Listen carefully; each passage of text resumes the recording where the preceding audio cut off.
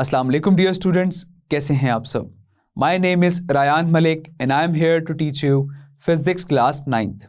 In this lecture, we are going to start a subtopic which is renewable sources of energy from the topic major sources of energy. So let's start the lecture. So renewable sources of energy means कि वो sources जिनको आप एक बार इस्तेमाल करने के बाद दोबारा भी इस्तेमाल कर सकते हैं, तो उन्हें हम कहते हैं renewable sources of energy. And as sunlight and water, they are renewable sources of energy कि इनको आप दोबारा से भी इस्तेमाल कर सकते हैं। जैसे कि हमने लास्ट लेक्चर में डिस्कस किया था, कोल, ऑयल, गैस, न्यूक्लियर फ्यूल्स। सो ये फॉसिल फ्यूल और न्यूक्लियर फ्यूल जो हैं ये सब नॉन रिन्यूएबल हैं, जिनको आप एक बार इस्तेमाल करने के बाद दोबारा इस्तेमाल नहीं कर सकते। तो यहाँ पर हम डिस्कस करते हैं एनर्जी फ्रॉम वाटर, कि वाटर से आप किस तरह से एनर्जी ऑब्टेन कर सकते हैं और ये किस तरह से रिन्यूएबल सोर्स ऑफ एनर्जी है। जैसा कि आप जानते हैं कि हम डैम्स कंस्ट्रक्ट करते हैं एक खास हाइट पर, और इन डैम्स को पर हम डिफरेंट पर्पसेस के लिए भी इस्तेमाल कर सकते हैं। जैसा कि इसमें आप लार्ज अमाउंट ऑफ वाटर को स्टोर भी कर सकते हैं। कोई फ्लड आ जाए तो उस फ्लड के वाटर को आप इसमें फर्दर कंट्रोल भी कर सकते हैं, और फिर उस स्टोर्ड वाटर को आप डिफरेंट इरिगेशन पर्पसेस के लिए भी इस्तेमाल कर सकते हैं। और इस तरह से डैम से पानी आप एक ख़ास हाइट से फॉल करवाते हैं नीचे टरबाइंस पर, और टरबाइंस जब टर्न होती हैं तो उसके साथ लिंक जनरेटर भी मूव होता है। तो जब जनरेटर टर्न करता है तो फर्दर वहाँ पर इलेक्ट्रिकल एनर्जी प्रोड्यूस होती है। तो इस तरह से हम वाटर को यूज़ करते हुए हम यहाँ पर इलेक्ट्रिकल एनर्जी प्रोड्यूस कर रहे हैं, और वाटर को हम डिफरेंट पर्पसेस के लिए भी इस्तेमाल कर रहे हैं। अब ये वाटर जब उन टरबाइंस को रन करवा देगा तो वो वाटर जब आगे बहता हुआ जाएगा तो उसको फर्दर भी आप डिफरेंट पर्पसेस के लिए इस्तेमाल कर सकते हैं। सो वी कैन से कि आप वाटर को एक बार इस्तेमाल करने के बाद दोबारा भी इस्तेमाल कर सकते हैं। So this is one of the renewable source of energy. Now energy from the sun, sun की एनर्जी को हम कहते हैं solar energy, and this is also one of the renewable form of energy, कि इसको भी हम एक बार इस्तेमाल करने के बाद दोबारा इस्तेमाल कर सकते हैं। जैसा कि सन से हम लाइट एनर्जी भी ऑब्टेन कर सकते हैं, और लाइट एनर्जी के थ्रू आप देख सकते हैं, आप कोई भी वर्क परफॉर्म कर सकते हैं। सन से आप हीट एनर्जी भी ऑब्टेन कर सकते हैं, और आप जानते हैं कि प्लांट्स भी इस सन की एनर्जी को यूज करके फूड प्रोड्यूस करता है। सो बेसिकली हम उस सन की एनर्जी को एक बार इस्तेमाल करने के बाद अब दोबारा भी इस्तेमाल कर सकते हैं। तो ये भी एक renewable source of energy है। So basically we can say that sun is the ultimate source of life on the earth, कि sun जो है वो एक ultimate source है life का अर्थ पर। अगर हम different forms of energy को डिस्कस करें, like heat energy, light energy, chemical energy, so ये सब energies जो हैं वो directly या फिर indirectly sun से ही link कर रही हैं। सो वी कैन से कि सन जो है basically major source of energy है, कि जिस पर हर एनर्जी जो है वो इस पर डिपेंड कर रही है, और इस तरह से हम इस सोलर एनर्जी को यूज़ करते हुए हम अपनी फ्यूचर की नीड्स को भी फुलफिल कर सकते हैं। Now move towards the next which is solar house heating. Solar house heating, जैसे कि आपको नाम से पता चल रहा है, सोलर मीन्स कि सन की एनर्जी को हम यूज़ करके हम घरों को गर्म करते हैं। किस तरह से, ये एक बहुत ही ओल्ड टेक्निक है जो कि आज भी काफ़ी जगहों पर इस्तेमाल की जा रही है।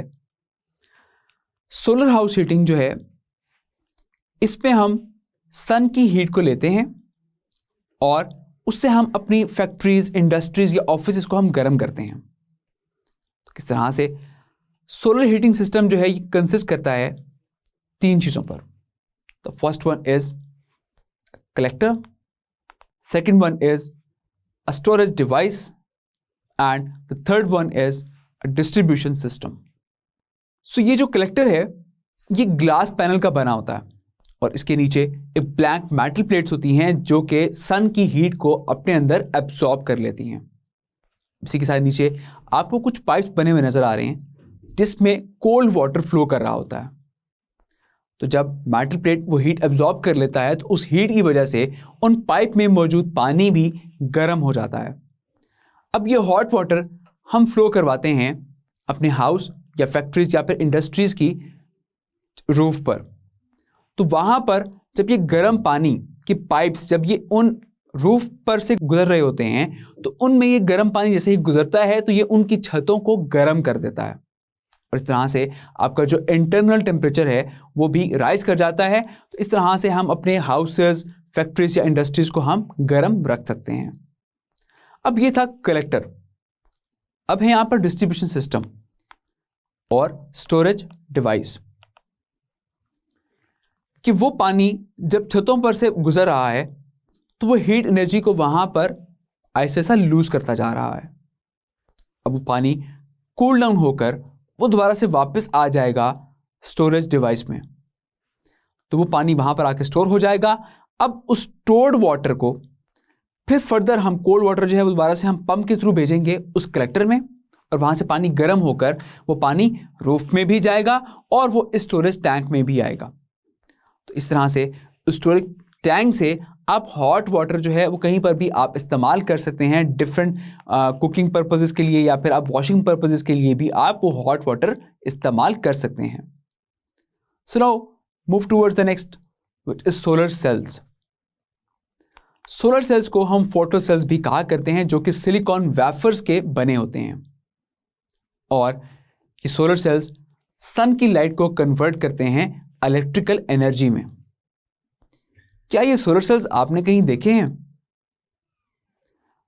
अगर आपने अपने कैलकुलेटर को गौर से देखा हो तो उसके ऊपर टॉप में एक सेल लगा होता है जो कि आपको एक मिरर सा शो हो रहा होता है।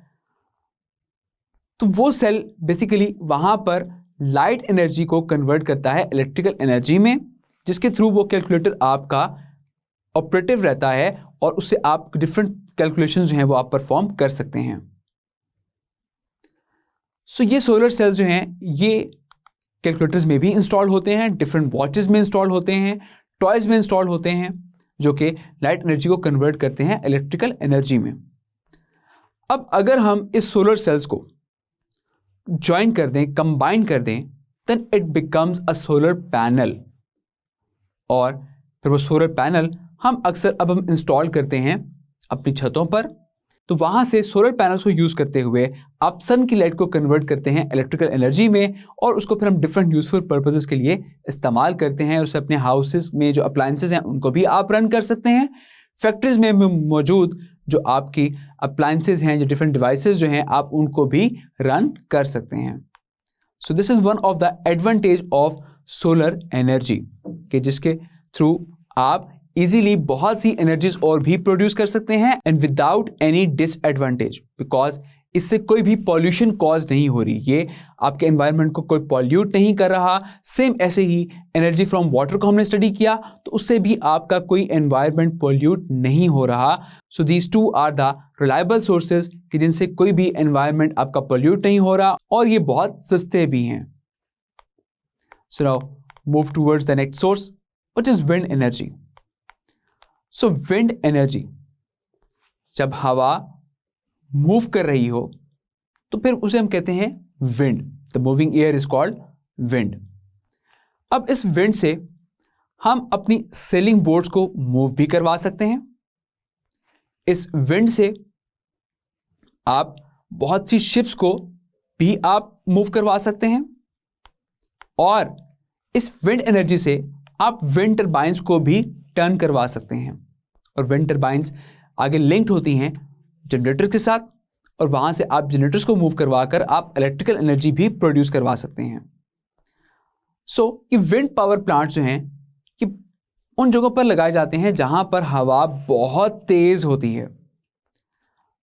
सो यूनाइटेड स्टेट्स में कुछ विंड फार्म्स ऐसे हैं जो कि 1300 मेगावाट इलेक्ट्रिसिटी जनरेट कर रहे हैं पर डे इस विंड एनर्जी को यूज करते हुए। और यूरोप में भी बहुत से विंड फार्म्स ऐसे हैं जहाँ पर 100 मेगावाट्स एनर्जी जो हैं वो डेली बेसिस पर जनरेट की जाती हैं। And this is cost free, कि जिसके थ्रू आप इलेक्ट्रिसिटी जनरेट कर रहे हैं और इस पर आपका कोई एक्सपेंस नहीं आ रहा। Just you have to install the power plant once, तो फिर वो उस विंड की वजह से वो टर्न करता रहेगा और फर्दर वहाँ पर इलेक्ट्रिकल एनर्जी जनरेट होती रहेगी। Now the next is geothermal energy. Geothermal energy, जैसे कि आपको नाम से पता चल रहा है, जियो का मतलब होता है अर्थ और थर्मल का मतलब होता है हीट। तो वो हीट एनर्जी जो कि आप अर्थ से ऑब्टेन करते हैं उसे आप कहते हैं जियोथर्मल एनर्जी। हमारे अर्थ में एक हॉट मोल्टन पार्ट मौजूद है कहीं डीप, जिसको आप मैग्मा कहते हैं। The hot molten part deep in the earth called magma.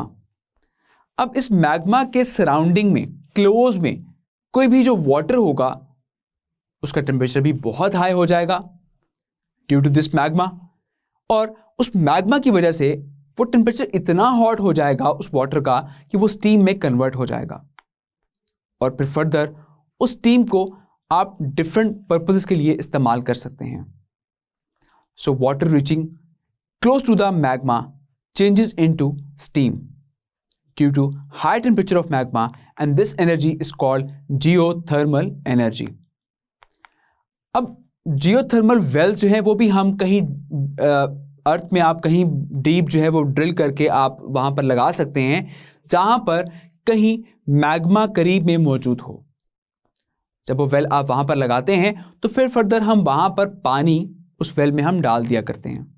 उस मैग्मा की वजह से वो पानी कन्वर्ट हो जाएगा स्टीम में, और फिर फर्दर हम उस वेल को ऊपर से क्लोजली पैक कर देंगे, और फिर वो स्टीम जब ऊपर आएगी तो वहाँ से आपने डिफरेंट पाइप्स लगाए हुए होते हैं, और वो पाइप्स जो हैं उनमें से होती हुई वो स्टीम एनर्जी वहाँ तक पहुँचती है और वो उनके इंटरनल एनवायरनमेंट को भी गर्म रखती है। So now the last one is energy from biomass. So biomass कि प्लांट्स और एनिमल्स का जो वेस्ट मटेरियल होता है उसे आप कहते हैं बायोमास। अब इस बायोमास को बर्न करके भी आप बहुत सी एनर्जीज ऑब्टेन कर सकते हैं। So some other form of biomass like garbage, farm waste, sugar cane, और जितना भी प्लांट्स और एनिमल्स का जो वेस्ट मटेरियल होता है उसको हम एज अ फ्यूल यूज़ करते हैं, और उसको बर्न करके हम बहुत सी और एनर्जी भी ऑब्टेन कर सकते हैं। Biomass can serve as another energy source, but problems are there in its use। कि जब प्लांट और एनिमल्स का जो डेड डंग मटेरियल होता है जब वो डिकम्पोज हो जाता है तो बेसिकली वो आपको मीथेन और कार्बन डाइऑक्साइड गैस का एक मिक्सचर प्रोवाइड करता है, और फिर हम उस मीथेन को बर्न करके हम वहाँ पर इलेक्ट्रिसिटी जनरेट कर सकते हैं। So these are some sources of energy जो कि रिन्यूएबल सोर्सेज ऑफ एनर्जी कहलाए जाते हैं। Let's have a small quiz. Question number 1. How much sun's energy reaches the earth? So कितनी सन की एनर्जी अर्थ तक पहुंचती है? So we have studied in our lecture कि सन का सिर्फ स्मॉल फ्रैक्शन ऑफ एनर्जी जो है वो अर्थ तक पहुंचती है, and this small fraction of energy is responsible for life on अर्थ। कि अगर अर्थ पर लाइफ एग्जिस्ट करती है तो वो small fraction of sun energy की वजह से है, बिकॉज ऑलमोस्ट हर एनर्जी डायरेक्टली या फिर इनडायरेक्टली सन एनर्जी पर डिपेंड कर रही होती है। So we can write the answer as only a very small fraction of the sun's energy reaches the earth. This very small fraction of the sun's energy is responsible for life on earth. Next question, name some uses of solar sales. तो solar cells के आपने कुछ uses mention करने हैं यहाँ पर। As the first use is कि solar cells को हम कैलकुलेटर्स में, वॉचेस में या फिर टॉयज में भी इस्तेमाल किया करते हैं। इस तरह से अगर हम large number of solar cells को ज्वाइन कर दें, इकट्ठा कर दें, तो वो सोलर पैनल बन जाता है जिससे आप सन की एनर्जी को कन्वर्ट कर सकते हैं इलेक्ट्रिकल एनर्जी में। So we can write the answer as solar cells are used in calculators, watches and toys. The second, large number of solar cells are wired together to form solar panel. Now the next question, what are the uses of solar panel? कि solar panel के क्या इस्तेमालात हैं? Solar panel से हम सन की energy को convert कर लेते हैं इलेक्ट्रिकल एनर्जी में, जिससे हम अपनी जो भी ज़रूरियात हैं उसको हम इजीली पूरा कर सकते हैं। लाइक इलेक्ट्रिकल एनर्जी से आप फ्रिज को भी ऑन कर सकते हैं, इससे आप टीवी को भी ऑन कर सकते हैं, इससे आप मोटर को ऑन करके पानी को नीचे से ऊपर भी लेकर जा सकते हैं।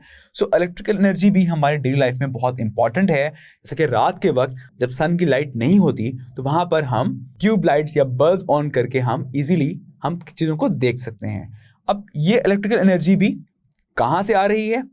सो ऑलमोस्ट ये भी डायरेक्टली और इनडायरेक्टली रिलेट कर रही है सन की एनर्जी से। So solar panels can provide power to telephone booths, lighthouses and scientific research centres. Solar panels are also used to power satellites. So I hope ये lecture आपको बहुत अच्छे से समझ आ गया होगा। तो अपना बहुत सारा ख्याल रखिएगा।